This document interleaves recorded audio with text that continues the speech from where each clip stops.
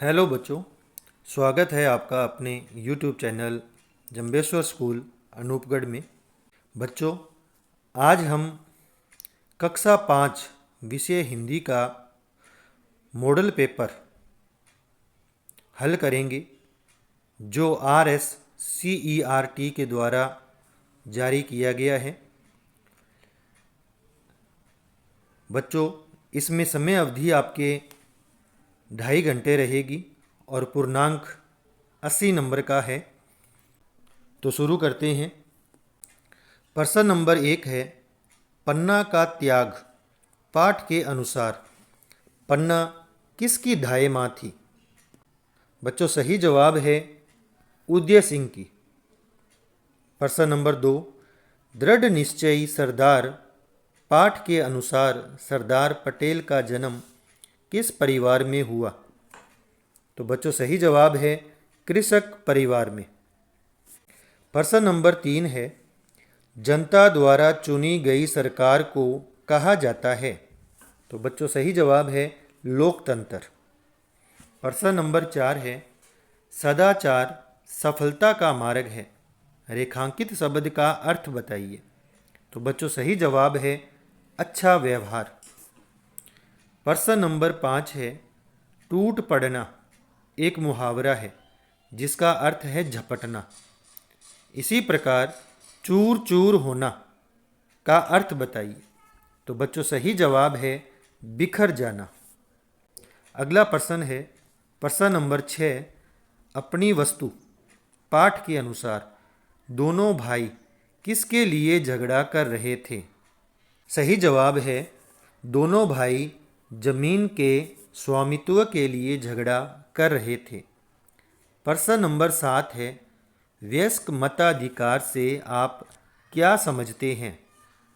तो बच्चों, इसका उत्तर है 18 वर्ष या उससे अधिक आयु के सभी नागरिकों को बिना किसी भेदभाव के मत यानी वोट देने का अधिकार वयस्क मताधिकार कहलाता है। प्रश्न नंबर 8 है, बालक का स्वपन। पाठ के अनुसार राजा मंत्री से नाराज क्यों हो गया?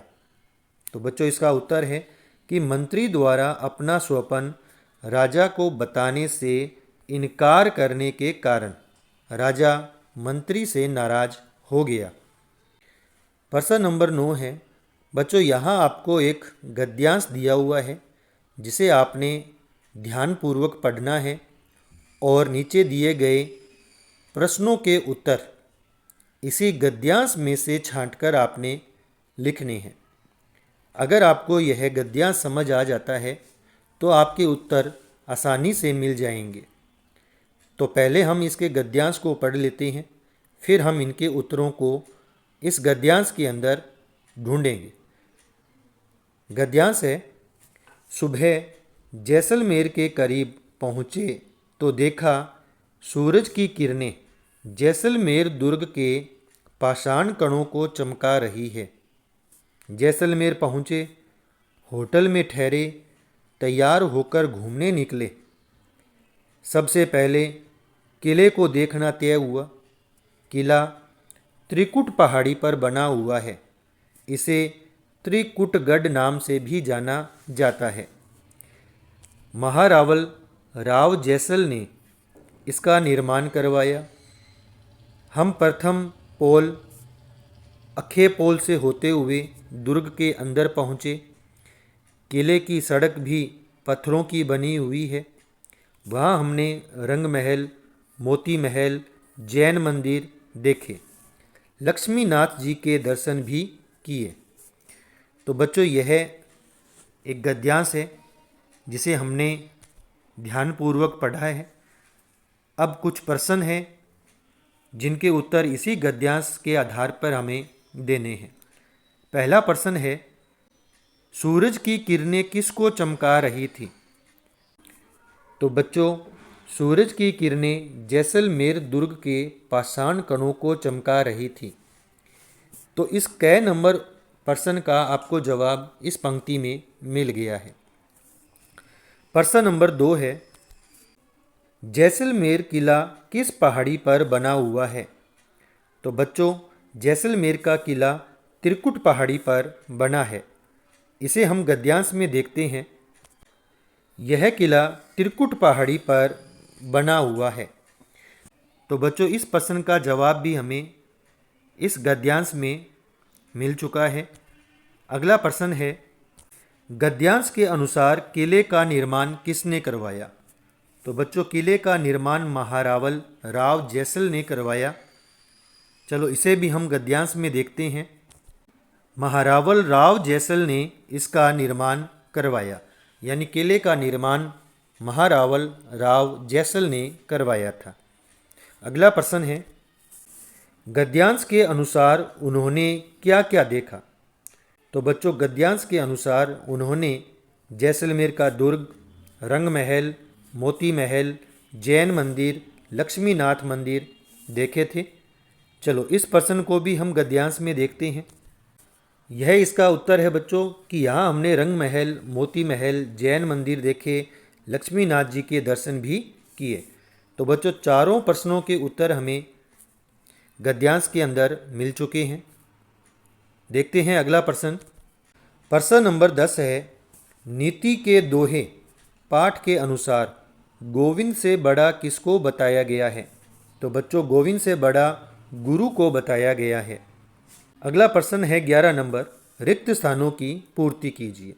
बच्चों, इस रिक्त स्थान में हमें प्रत्येक प्रश्न के आगे हमें दो दो ऑप्शन मिलेंगे, जिनमें से जो सही होगा उसे हमें रिक्त स्थान में लिखना होगा।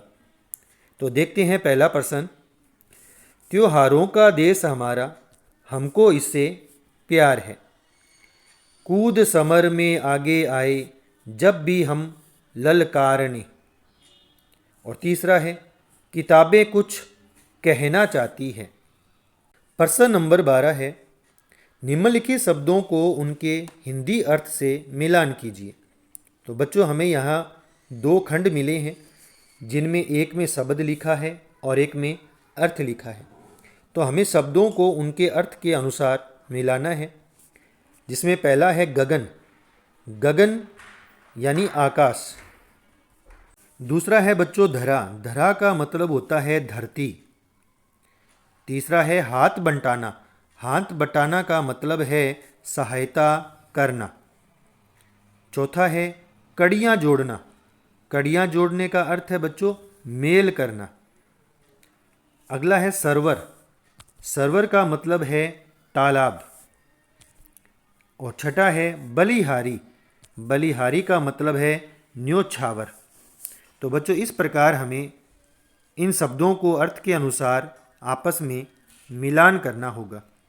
देखते हैं प्रश्न नंबर 13, टूटे से फिर ना जुड़े, जुड़े गांठ पड़ जाए, पंक्ति का क्या आशय है?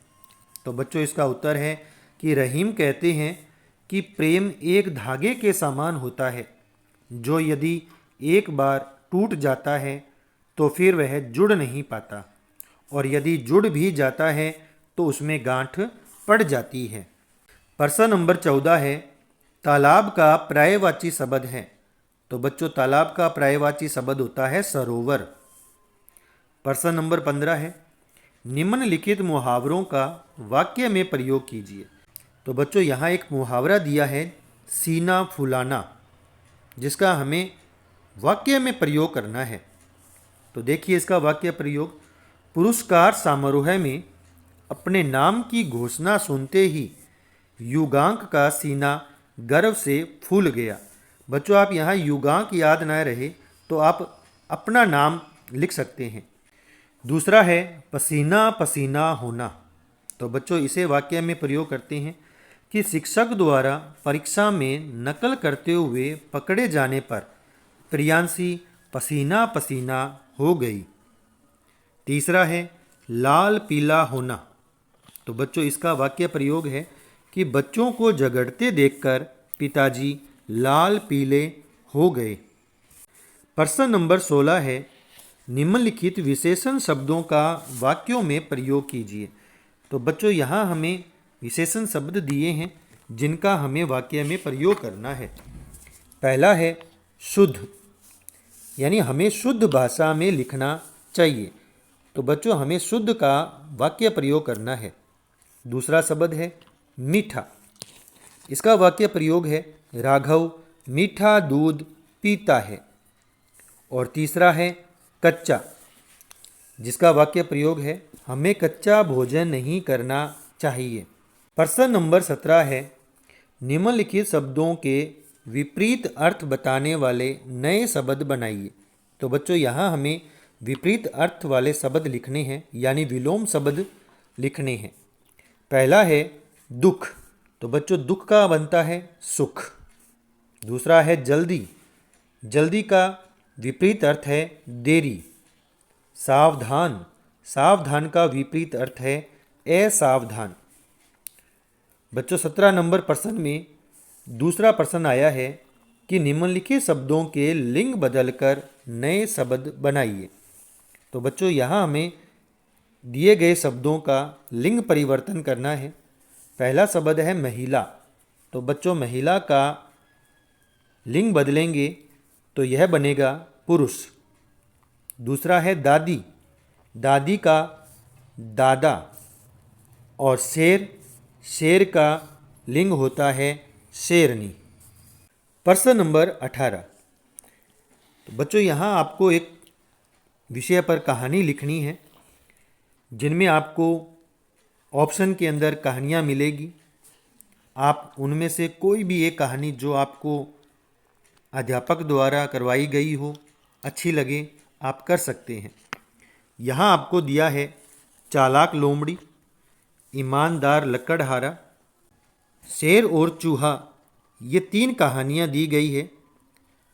आप इनमें से जो अच्छी लगे कर सकते हैं। हम यहाँ तीनों कहानियों को पढ़ेंगे और आप उन्हें यहाँ देखकर लिखने की कोशिश करें। आप इसे रफ कॉपी में उतारें। तो शुरू करते हैं। तो बच्चों कहानी है चालाक लोमड़ी।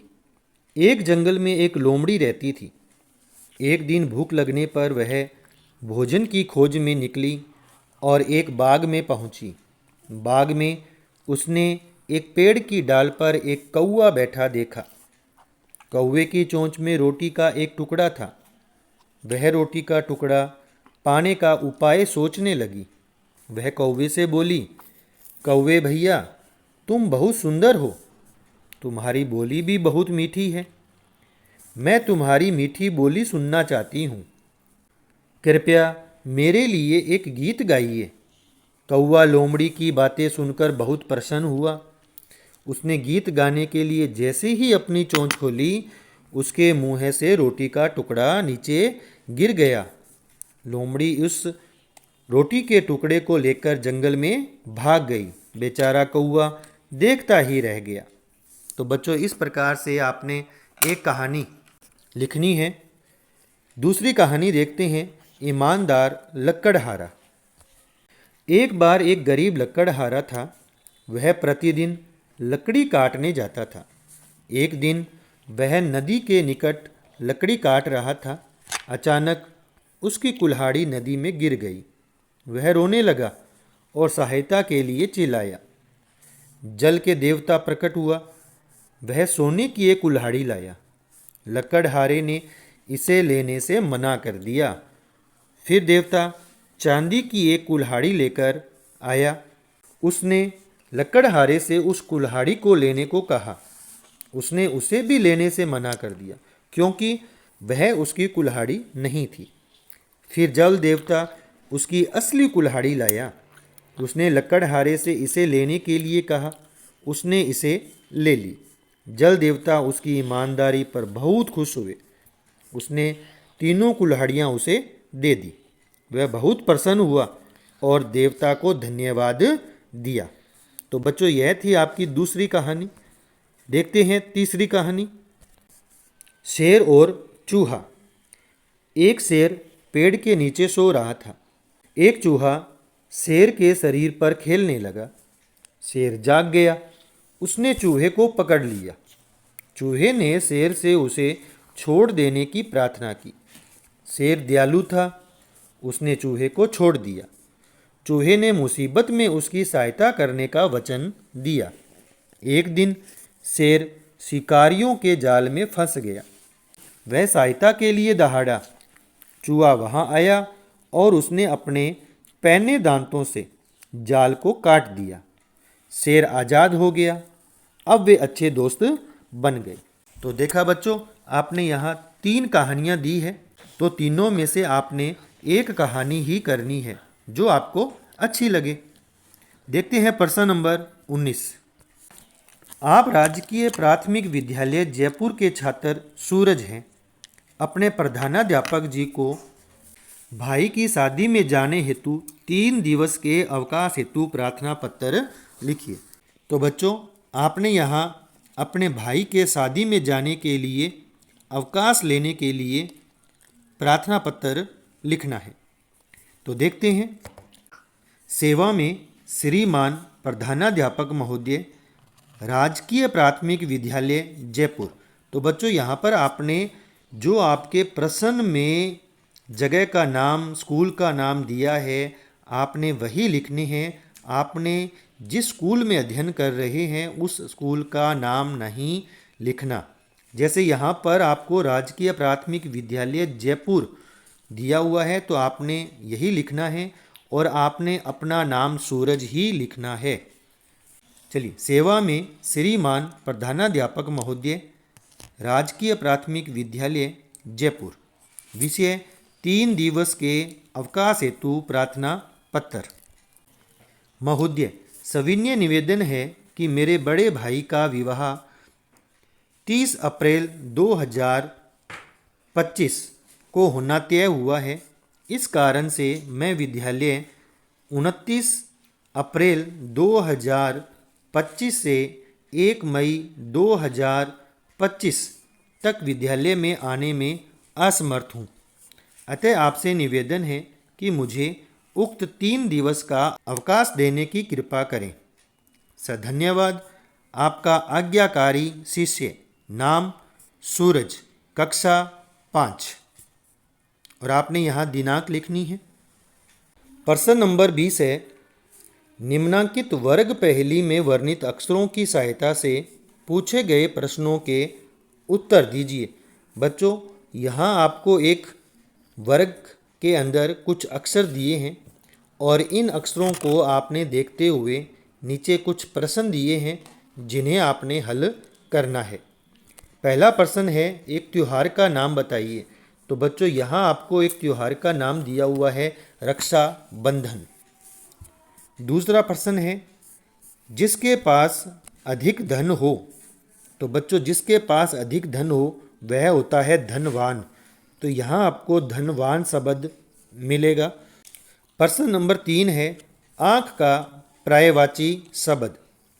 तो बच्चों, आँख का पर्यायवाची शब्द है नयन। यहाँ आपको नयन शब्द मिलेगा। चौथा प्रश्न है, त्योहारों पर बनाए जाने वाला भोजन। तो बच्चों, इसका उत्तर है पकवान। यहाँ आपको इसका उत्तर मिलेगा।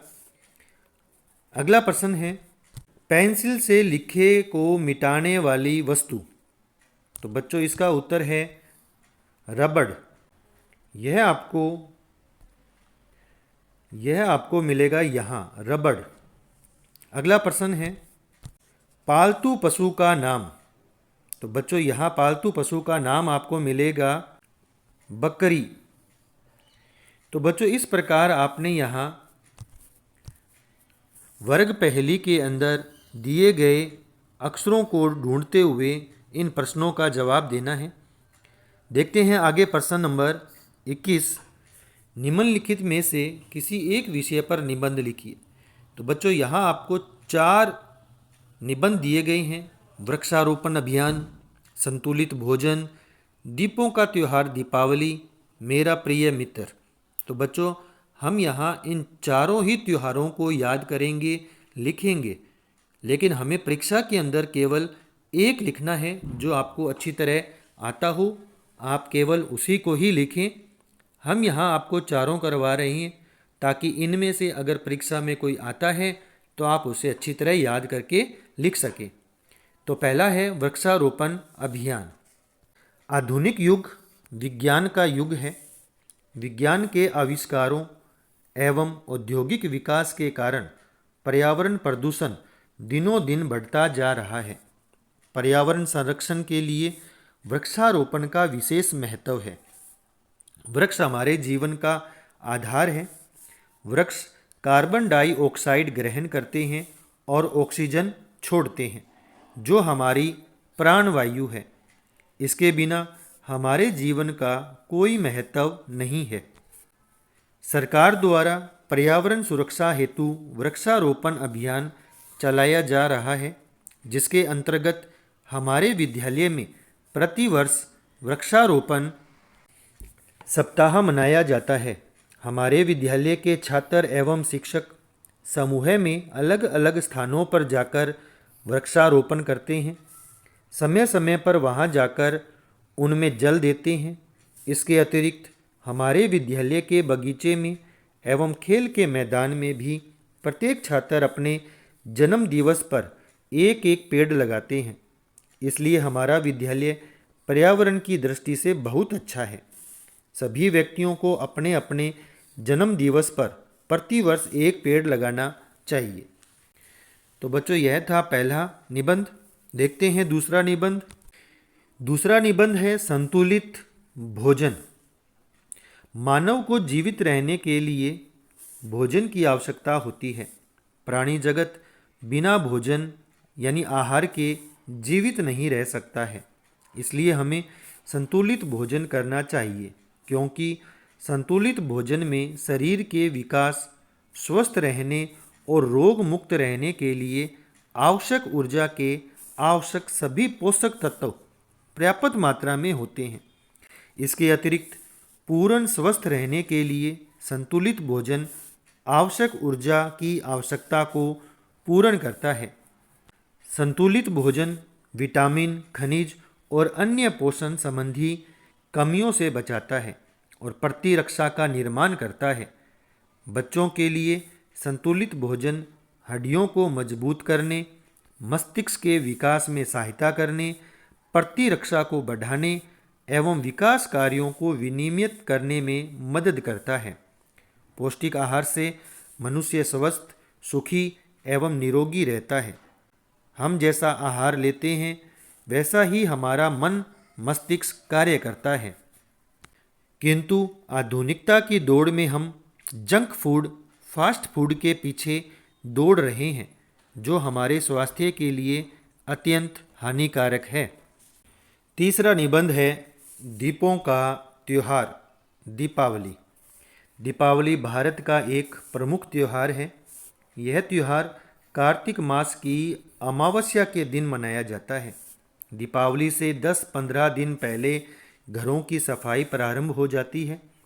धनतेरस को लोग नए बर्तन खरीदते हैं। दूसरे दिन छोटी दीपावली मनाई जाती है।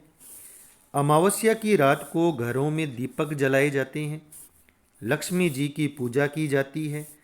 बच्चे फुलझड़ी, पटाखे आदि जलाते हैं। सब तरफ रोशनी और सजावट की जाती है। घरों में स्वादिष्ट पकवान बनते हैं, मिठाइयाँ खाई जाती है। सभी लोग इस त्योहार को खुशी के साथ मनाते हैं और एक दूसरे के घर मिलने जाते हैं। दीपावली का त्योहार मंगल कामना और आपसी प्रेम भाव का त्योहार है। तो बच्चों, चौथा निबंध है मेरा प्रिय मित्र। मनुष्य एक सामाजिक प्राणी है। उसे मित्रों की आवश्यकता होती है। मेरे भी अनेक मित्र हैं।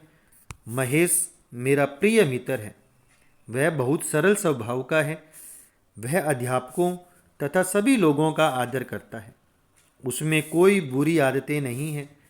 वह पढ़ाई में बहुत तेज है। वह नियमित रूप से विद्यालय आता है। वह सभी की सहायता करता है। हम साथ में पढ़ाई करते हैं तथा खेलते हैं। पिछले महीने मैं बीमार हो गया तो वह मुझे देखने रोज आता था। वह मेरी बहुत सहायता करता है। तो बच्चों, इस प्रकार हमने देखे कि हमारे 4 निबंध आए हैं परीक्षा में, लेकिन हमें उन में से केवल एक ही करना है जो हमें अच्छी तरह आता हो।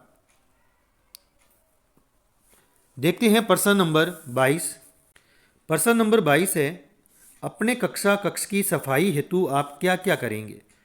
तो बच्चों बहुत आसान है कि हमें अपने कक्षा कक्ष की सफाई करनी है तो हम क्या क्या काम कर सकते हैं।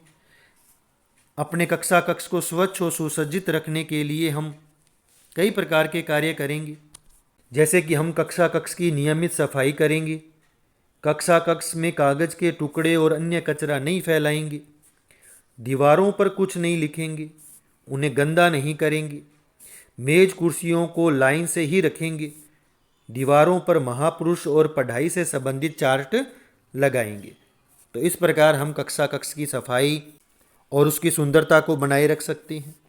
दूसरा प्रश्न है, सड़क पार करते समय क्या क्या सावधानी रखनी चाहिए। तो बच्चों, जब भी हम सड़क पे चलते हैं तो हमें सावधानियां रखनी पड़ती है। तो देखो हम कौन कौन सी सावधानियां रख सकते हैं। सड़क हमेशा जेब्रा क्रॉसिंग से ही पार करनी चाहिए। सड़क हमेशा उस समय पार करनी चाहिए जब वाहन लाल बत्ती पर रुके हों। सड़क पार करते समय हमें दाईं ओर से आ रहे वाहन देखने चाहिए तथा मध्य में जाकर बाईं ओर से आ रहे वाहन देखने चाहिए। इसके बाद ही सड़क पार करनी चाहिए। सड़क पार करने में कोई जल्दबाजी नहीं करनी चाहिए। तो बच्चों, यह था हमारा कक्षा 5 हिंदी विषय का मॉडल पेपर। आपको यह वीडियो कैसा लगा? आप इसे लाइक करें। अगर आप चैनल पर पहली बार जुड़े हैं तो आप चैनल को सब्सक्राइब करें और बेल आइकन के बटन को प्रेस कर लें ताकि आने वाले हर वीडियो की सूचना आप तक मिलती रहे। तो बच्चों, मिलते हैं एक और नए वीडियो के साथ। तब तक जय हिंद, जय भारत।